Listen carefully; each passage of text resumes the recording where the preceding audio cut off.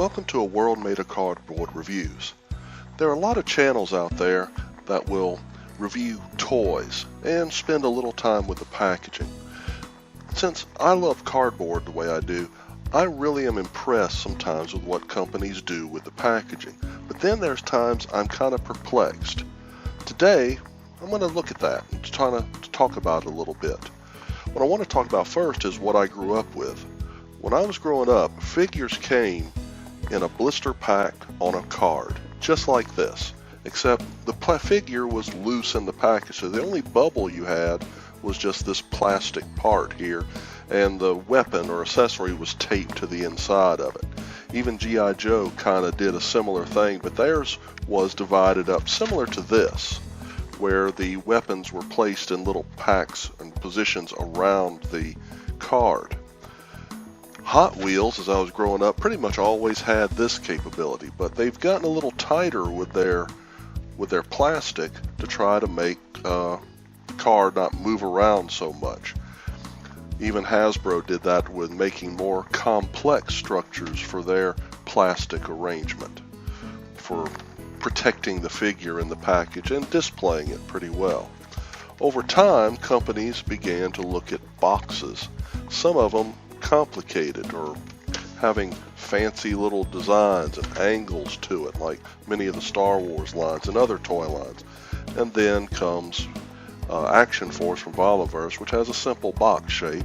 And recently, they've just gone to making things on a card blister pack.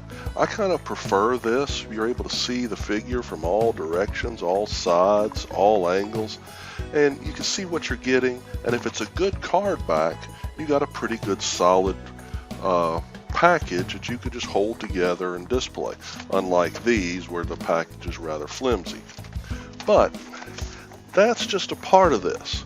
Not too long ago, I went to Burlington Coat Factory, and they had the figure Metal Hawk for $7.99, $8 for a figure that was normally $35. Now the packaging on this figure was beat up pretty badly, and it was the only one they had left in the store. But what I found interesting was when I opened it up.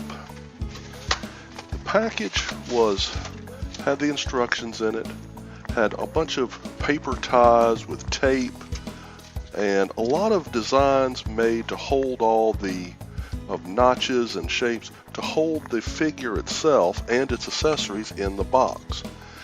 That is a lot of work and engineering into it to get rid of the plastic from the packaging. You see, the reason why Hot Wheels, I think, has been able to do it quite well, their packs pretty much one-sided in color, the other side is in just cardboard black and white with just a simple bubble on it. I honestly don't see how going plastic free reduces the cost of the package. Now, I question where all this came up. This past year, when I went to Ollie's and bought this for about $3. My wife said it's your Christmas present, so here it is, my Christmas present, an Optimus Primal little weaponizer figure from the latest Transformers movie, Rise of the Beast. Now, the figure is pretty much lackluster. He does transform into a weapon, but I'm not going to be reviewing the figure. I'm going to be looking at this package, because here's what I found. The package is a complicated arrangement. It's a single-sided package with nice artwork and a lot of legalese and multiple languages on one side, but it's folded over to be printed out, probably die cut from a machine. They roll this out, cut it out, but it has all these little ties, these little plastic ties, and these little plastic rings. I don't know if you can see that very well. There's a good shot of it, that are designed to hold the plastic ties in place so that the figure, which was tied in right here, won't disappear. This was kind of connected underneath and folded over so it wouldn't be lost, the instructions. which made me wonder how much labor went into assembling this package, folding it up, putting it in tape. There was also a lot of labor in the design. From my experience just designing paper toys, simple toys, boxes and stuff like that, this takes a lot of work. And when you do things like this to the packaging with angles and stuff, you've had to go through talking with advisors, talking with your bosses, your administrator, saying this is what we want to do. It gets okayed, returned back. There's a lot of stuff that goes on with this. So looking at the Transformers plastic-free packaging, it's got similar things. Angles and shapes and all that. The same thing goes with this. A lot of work went into it. My other point is, when you're dealing with cardboard packaging, you're having to use machines, a lot of graphics software, all sorts of things, and a lot of time to present this, which, according to Hot Wheels, could have easily been done in a single card with a little single plastic piece. Fast and efficient. These things still sell for less than $1.50. Probably $1. This was $1.08, I think, at Walmart. But that is the thing I want to discuss. I wanted to kind of discuss today and look at. When you're looking at cardboard packaging or plastic-free packaging, you can't say that it's going to save the environment, because what's going to happen to all these little pieces? What's interesting is when I was getting ready to make this video, I actually found one of these little rings here on the floor under my desk because it fell out. These things fall out, and where do they end up? Dustpan, in the trash, in a landfill. Unlike some of these other things, which when you open it up, you could technically say, oh, I'm putting this in the recycle bin, if it's recyclable. That's the thing that's different.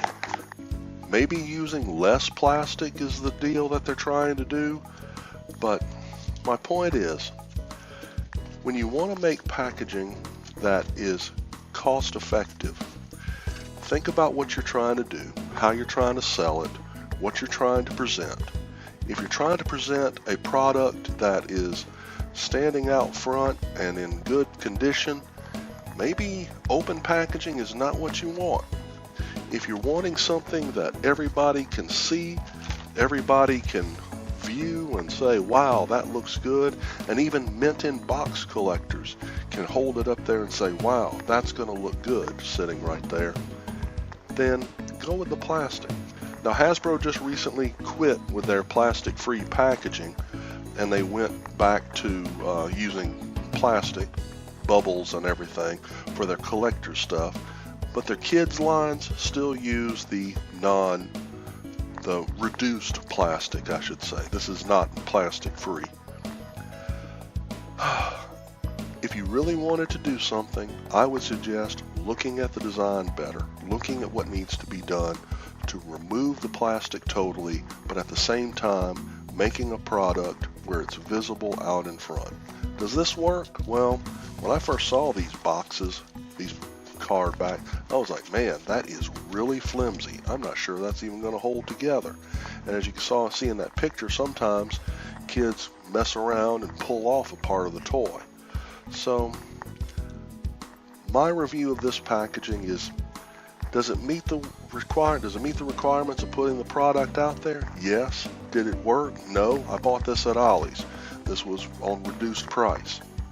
So maybe going back to the drawing board and rethinking this may be a better way to do it. But this video is not to say yay or nay, if this is a good idea, bad idea, whatever. This video is designed to get you to think about it and look at it. Talk about it. Go in the comments and say your point of view, what you think. If you think going this way with packaging for toys and for all products is worth it, or if it actually is a cost-saving a feature. I personally do not believe it's cost-saving. A lot of labor went into designing this, and a lot of work went into creating the product, and a lot of labor went into assembling all this to make sure that it would get to you, as opposed to this, which was probably an automated line. So let's think about it a little bit, and let's look at what happens in the future. So look onto my channel in the future. I've got a few more toy videos coming out, a few more reviews. I've got some more designs coming out. Please keep in touch is the best way I could say it. And so thank you for watching, and have a wonderful new year.